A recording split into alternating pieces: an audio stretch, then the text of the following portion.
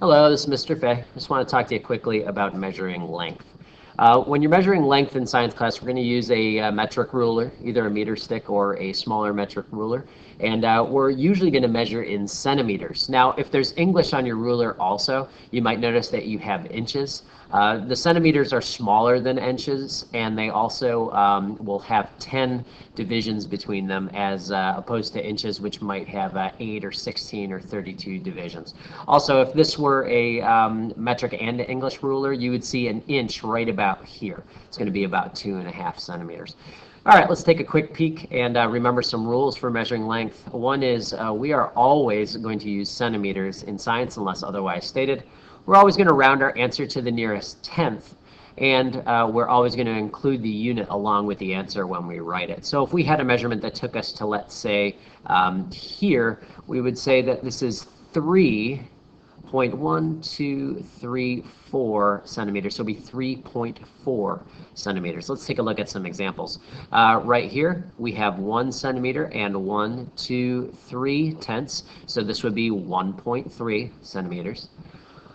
Next, we have 1 centimeter and 9 tenths, so this is 1.9 centimeters.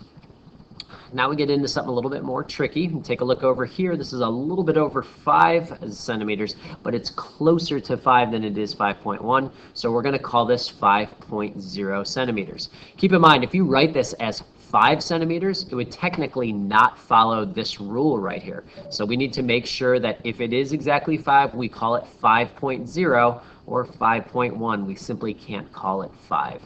Finally, one of my favorite things that we see kids do that we definitely need to correct is this right here. Kids very often will look over in this area and say, hey, look, it is 5.1, 2, 3, 4, 5, 6, 7, 8, 9. This must be 5.9. However, if you direct your attention over here, follow the cursor, you're going to notice that the end of the ruler is not lined up. Okay. Now you might say, who would do this? Well, very often when kids are trying to be accurate, they'll set the object to be measured down on a table, and then they'll also attempt to take the ruler and set it down on the table and measure right from the edge of the ruler. Keep in mind, this object needs to be moved so it's at the 0 mark, not this nether region that has no markation whatsoever.